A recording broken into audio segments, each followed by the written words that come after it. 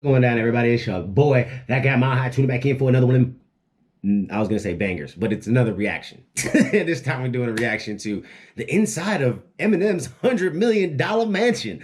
Yeah, I said it, $100 million mansion. We about to be nosy as a mother. You know what I'm saying? And see what it looks like to live in $100,000 or $100,000. Oh man, that's so funny. $100 million mansion. Okay, I said that way wrong. I was way off. I was a whole lot of zeros off. I understand.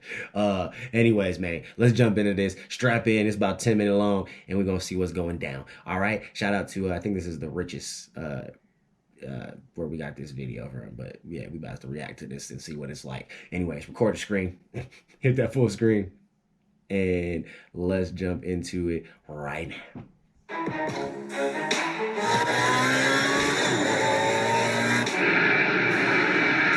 I think that's a good way to start off the video. I'm just gonna throw that out there right there. You know what I'm saying? It threw me off all of a sudden. Like, we talk about houses and it was just like cars, Lambos, and Porsches, and it was like private jets. You know what I'm saying? G5s and G6s or whatever they call it. I don't know private jets like that. You know what I'm saying? I ain't in that tax bracket to quite understand those things. That's foreign terminology to me. So, but anyways, let's get into that. That was very fitting, $100 million house, private jets and Lambos and Porsches and, yeah, that's fitting. With over 20 years in the entertainment business and hundreds of millions of records sold, Eminem is an undeniable industry powerhouse. And his bank balance agrees. Despite edging... And his bank balance agrees. I'm sure it does. You know what I'm saying? You hear those stats you just said, sir? Yeah, if your bank account didn't reflect with those kind of stats, something was very wrong. You know what I'm saying? Especially being, I'm just call a spade, a white rapper. You know what I'm saying? I hope that the numbers correlate. You know what I'm saying? And the bank account correlates with the numbers. And, you know what I mean? Shit. The net worth of $250 million, Marshall Mathers doesn't splurge like your average A-lister. He hasn't pampered himself with private islands or forked out for exclusive Manhattan penthouses. That is true. Slim prefers to keep it simple and stay true. You know what? I never really quite. I mean, like Eminem's super private. Like, he doesn't flash his life in general as it is on the internet. He doesn't, sit there and go buy, shit and then sit there and flaunt it off and flex and make people feel horrible about themselves, or try to sit there and use it for motivational purposes only. He doesn't do any of that shit. He just, makes music and does his thing, and he enjoys the fruits of his labor. So this is about to be interesting because I never really thought about that, but you don't see Eminem do any sort of crazy like flexing or splurging at all. Interesting. Hometown Detroit, where he lives a little more under the radar. How did the rapper make all his money? How does he spend it? And what's life like inside the Eminem household? Let's find out. Let's find out. The majority of famous faces, be them movie stars, pop stars, or entertainment personalities, typically make the move over to Los Angeles and buy themselves a snazzy mansion up in the Hollywood Hills. Well, Eminem isn't like most celebrities, and if you're familiar with his ever-divisive music and intriguing topsy-turvy backstory, then you'll know exactly what we mean. Though he was born in St. Joseph, Missouri in 1972, Eminem spent most of his childhood growing up in Michigan. Yup, we all know it, Detroit. This is where he got his big break in the rap world. This is where the inspiration comes from for countless record-breaking songs. And this is where M's chosen to buy his properties. That's so interesting that he says that too, like where like a lot of his record-breaking songs, like the ones that most of us know him for, came from was like all that hurt and pain, and and that's probably the biggest reason why like some of the newer Eminem albums didn't connect or hit the same way, because M has done so much like self growth and self discovery and just like found himself in just such a different place today than he was obviously 10, 15, 20 years ago. And I think we give him, we're a little harsh on him as far as like, the type of content, because he's not that depressed, I hate everybody, fuck my mom, like type individual anymore. Like, he's a loving dad, loving individual from what people say that are around him and shit. So, obviously his music now is going to kind of just be a little bit more reflective of what he feels now. And I think that's the biggest thing, is a lot of people just have a hard time connecting with M and who he is as a person now. You know what I'm saying? Whereas the hurt, Eminem, like, is way more relatable to a lot more people. You dig what I'm saying? But anyway, let's continue, because this isn't even about a music reaction. This is goddamn his mansion and shit. How he spends his funds. Even through adulthood and fame, the multiple award-winning artist has owned 2 sizable pads in the Motor City over the last couple of decades. What do you say? Shall we take an exclusive real look? conservative. It's not every Only day 2? you get to experience That's the like inner sanctum of a shit. celebrity. Eminem's most extravagant property sits over in the upper-class suburb of Rochester Hills. Rochester Hills is considered one of the safest cities in the state, a stark contrast from his youth, where he and his mother hopped around areas often riddled with violence. The compound is heavily secure and therefore perfect for someone with such a high level of notoriety. Sprawling 17,500 square feet, Eminem's home on Winkler offers up a list of features extravagant enough to make anyone jealous. The home includes 6 bedrooms and 9.5 bathrooms, and each bedroom is a suite fit for a king. Don't believe us? Just take a look for yourself. Even the multi-$1,000 entranceway with its wooden design is spectacular. That's just the entrance. I thought that was a room. I guess when you look out the windows and stuff, I'm just like looking at all like the nice wood and the little chandelier made of antlers and shit. But yeah, you look beyond that, and it is an entrance. That is nice. God damn. As we move from inside to the outside, the experience gets even better. This stunning swimming pool, worth tens of thousands of dollars alone, is equipped with a twisting slide and a flowing waterfall. Plus, there's a spa, tennis and basketball court, cabana, and a private pond. Notably, the home has a dedicated spot for security, listing a so-called guardhouse as an extra selling point. On top of that, there's a nearly 4,000 square foot garage, perfect for storing all of his lavish supercars. But we'll get to those a little later. The huge property is also known as the Kmart Mansion, not because it's furnished with Kmart goodies, but because its former owner was... That's so funny about, like, I really thought of Kmart right before he said that. Like, why did they call it the Kmart Mansion? Like, I'm glad he clarified that right away, because it was like, I was getting ready to have questions. Charles Conaway, the company's former chairman. Oh, and did we forget to mention that there's an entire guest house on the property with its own game room as well? Sitting on land that spans 5.69 manicured acres, or almost 250,000 square feet. There was plenty more room to play with if Eminem wanted to add a few extra finishing touches. Unfortunately, he no longer has that chance. That was like more than enough room to continue to expand and make it whatever you want it to be. Signed on the dotted line back in 2003 for $4.8 million, around $5.6 million by today's standards, and held onto it for the better part of 15 years. But in August of 2017, he listed the house for sale with a price of just under $2 million. Why he slashed the asking price by such a significant margin is still uncertain. Around the same time that M went out and purchased the Rochester... That's weird. Why?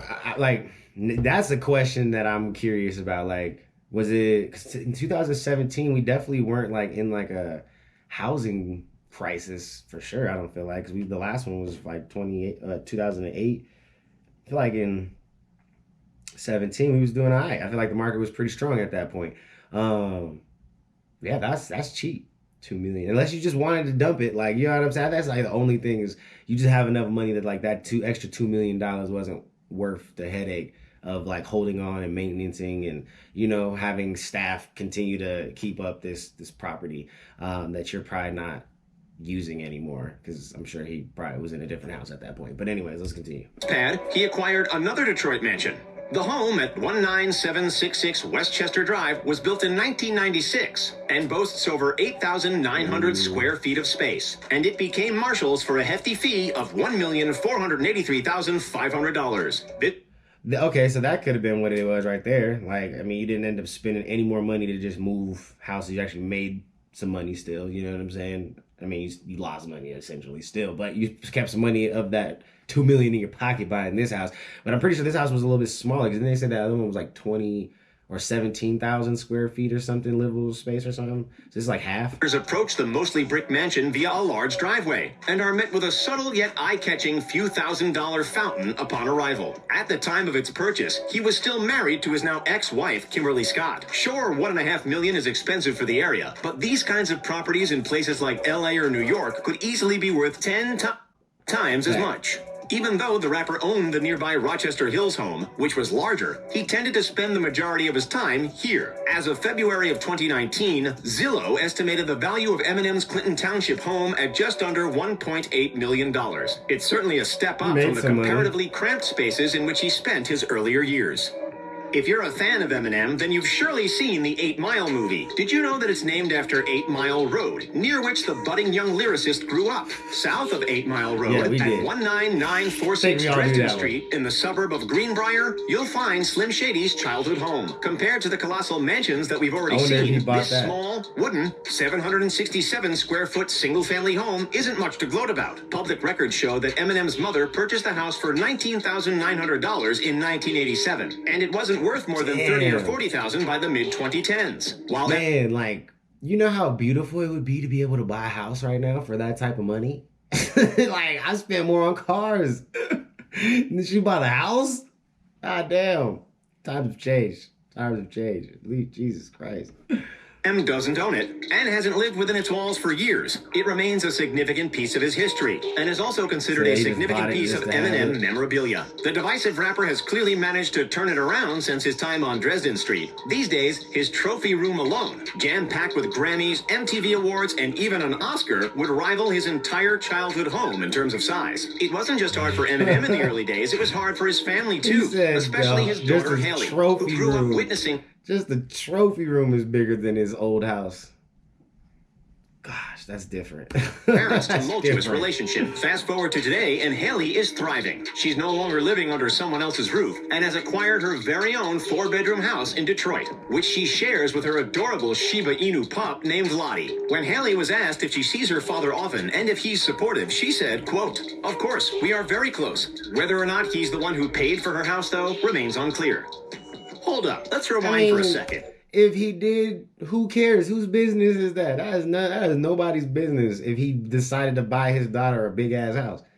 So fucking what? You know what I'm saying? Like, that's his prerogative. That's his money. That is his choice. If you could buy your daughter or your son or your child a goddamn 4-bedroom house and not even blinking or bat an eye at that shit, and set them up a little bit further ahead in life, like, come on, man. Like, we all would do that shit. Like, any respective parent would love to be able to put their child in a head start position. Like, that's none of our business. And even if he did, kudos to you, Eminem, for fucking putting your daughter in a head start position. Not only in the fact that you've created a whole fucking empire and legacy that, you know, could pretty much carry her kids and probably their kids, and maybe even a few more generations after that, because your music's going to continue to thrive and make money. Like, that's dope. Like, that's what I feel like we all are trying to do. Like, you can either, it was so fun. I was watching an interview. Who was it? It was Bobby Shmurda on Academics off the record. Shout out Academics for that, because I like that show. But Bobby Shmurda said some real shit. He said there's two types of people who see somebody with something and you either, you know, are the who they think they are type person, you know, the hater, or you the dang, like, I want to know that person so I can learn and figure out what, like, how he got it. Like, you know, like the person who's like admiring and motivated by somebody who has more than them. Like, we should all kind of think like that. We all need to be the, man, I want to know how he did it so I can figure out how I can, you know, maybe implement some of his tactics to my situation. You know what I'm saying? Like, that's how we should be thinking. Like, stop being haters, bro. Anyways, let's go. How did this lonely kid that was bullied in school transition into a world-famous artist free to buy any mansion he pleases? His first album, called Infinite, only sold 1,000 copies, but he kept making music, eventually gaining attention after finishing in second place at the 1997 Rap Olympics in Los Angeles. From there, he caught the eye of Dr. Dre, and the rest is history. Fast forward to today, and Eminem has established himself as one of the most commercially successful rappers of all time, with over 100 million albums sold worldwide. That equates to pockets that are over $210 million deep. A lot of this money goes back into his business, Shady Records, which rents its headquarters out in New York, while other portions of his wealth go to all kinds of lavish purchases. and grew up reading comics. And before he found his passion for music, he dreamed of being a comic book artist himself. While that career path didn't exactly work out, the love for the art never faded. Wherever he goes, Eminem expects his staff to ensure that there are always plenty of comic books on hand to keep him busy during his travels. It's believed that he has spent around $16,000 on... Like, that's kind of cool, like, to find out, like, you know, the little hobbies and little interests that certain artists and stuff have. Because I never knew that about Eminem, that he was, like, a big comic book head. That's dope.